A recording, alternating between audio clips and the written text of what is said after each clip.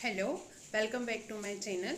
Today I will discuss about the fundamental or cardinal principles of homeopathy. Okay, every science is the certain guiding principle. Homeopathy is a science of medical treatment, has a philosophy of its own, and its therapeutics is based on the certain fundamental principle which are quite different from those of other school of medical science. These fundamental principles were discussed by Dr. Hahnemann in different section of organon of medicine and philosophy. They are as follows. First, law of similia, law of simplex, law of minimum, doctrine of the proving, theory of chronic disease, theory of vital force and doctrine of drug dynamization.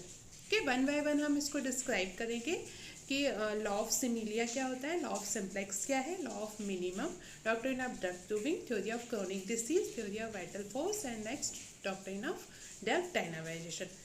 7 fundamental principles of homoeopathy ने cardinal principles of homoeopathy भी कहा जाता है. First होता है law of similia. What is law of similia?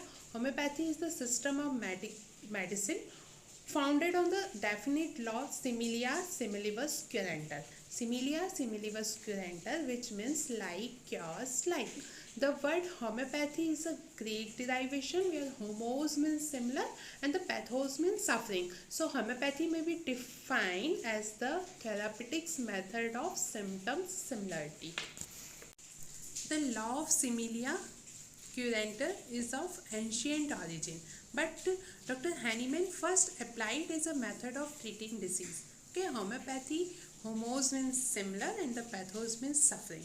According to this system, the choice of medicine is fundamentally based on the principle that is the medicine must have the capability of the producing most similar symptoms of disease to be cured in the healthy person. In section 26 of Organon of Medicine, Hahnemann gives a therapeutic law as follows. A weaker dynamic affection is permanently extinguished in the living organism by a stronger one if the latter is very similar to the former and its manifestation. Okay. Law of similia हमने समझा. Then उसके बाद law of simplex. Law of simplex the single remedy. Okay. Common meaning इसका क्या होता है? Law of simplex the single remedy. Another aspect of Hahnemann's approach to practical therapy deserve mention. The first is the insistence of the giving of just one remedy at a time. Okay? One remedy at a time. In section 272, Hahnemann states that only one single simple medical substance is to be administered is a given case at the time. This is due to the followed reason. Only one single remedy eight a one time हम क्यों देते हैं, उसके कुछ reasons हैं जो हम यहाँ पे समझेंगे. जो homeopathic remedies they are proved singly. Okay, all homeopathic medicine जो है proved singly and the materia medica was built up on the observed effects of the drugs given singly, either the plant proving or in the accidental proving. Okay, first things is important. Every homeopathic subjects correlate to each other.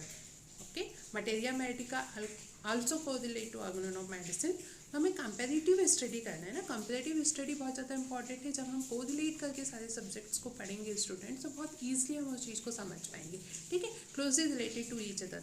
Okay, तो first जो हम क्या देख रहे थे, law of simplex. At a one time हमें single simplex remedy क्यों देना है, वो चीज़ उसके कुछ रीजंस हैं, उनको हम वन बाय वन देखेंगे.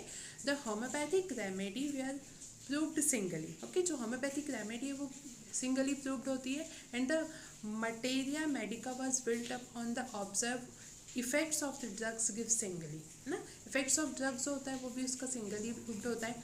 Only one remedy can be the most similar at any given time with the condition of any given patient. The more than one drugs is given in one prescription, the possibility of the क्या possibility होगी यदि हमने एक time में एक से ज़्यादा medicine यदि पेशेंट को प्रिस्क्राइब कर दी. ठीक है, हम रूल आउट नहीं कर पाएंगे ना. कैसे rule out?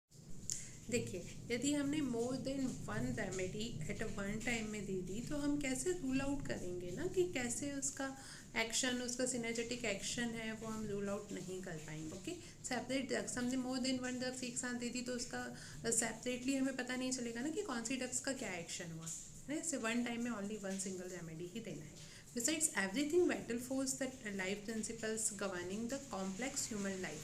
A complex human life बन जाएगा is a single substances. So the medicine intended to the correct its disturbance and the harmony should be the prescribed only singly one at a time. Okay. क्या बताया जा रहा है fundamental principles of homeopathy में कि एक time में हमको ओनली वन सिंगल रेमेडी ही देना है। Okay, law of simplex. फिर थर्ड हो जाए लॉ ऑफ मिनिमम, ना मिनिमम डोज हमें देना है।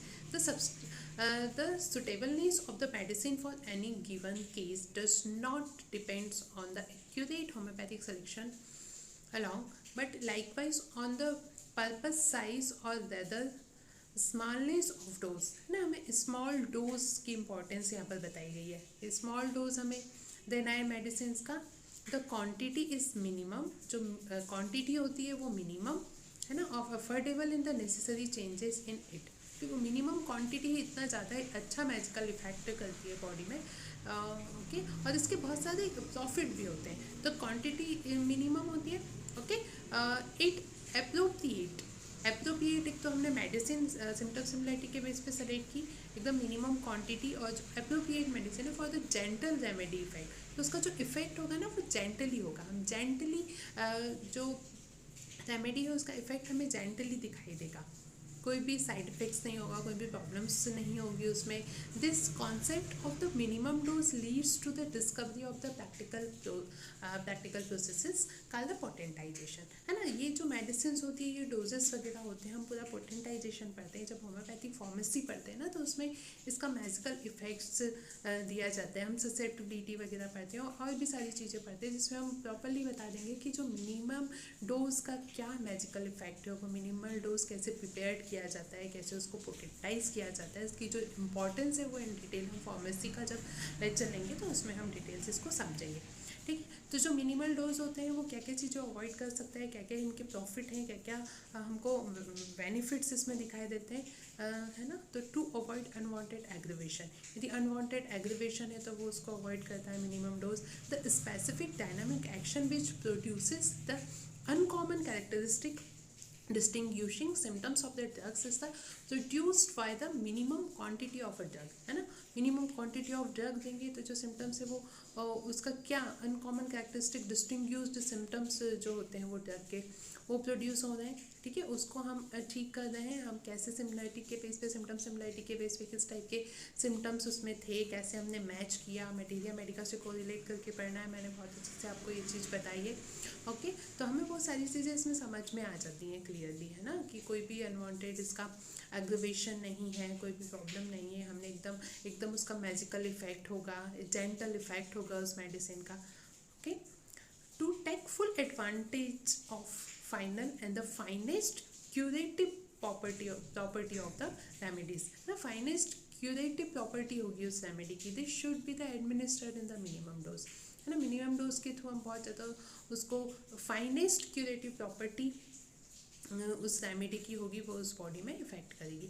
इन order to maintain the similarities of the sequence of the disease and the drug which was found during drug proving, है ना। जब हमने ड्रग प्रूविंग की थी, है ना, उसमें जो मेडिसिन को फाइंड किया था, ड्रग प्रूविंग कैसे होती है, हेल्दी ह्यूमन बीइंग पे हम ड्रग प्रूविंग करते हैं।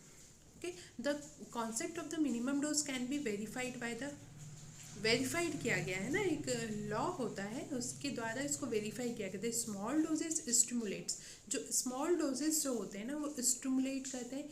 मिनिमम जो मीडियम डोजेस होते हैं वो paralysed and the large doses kill.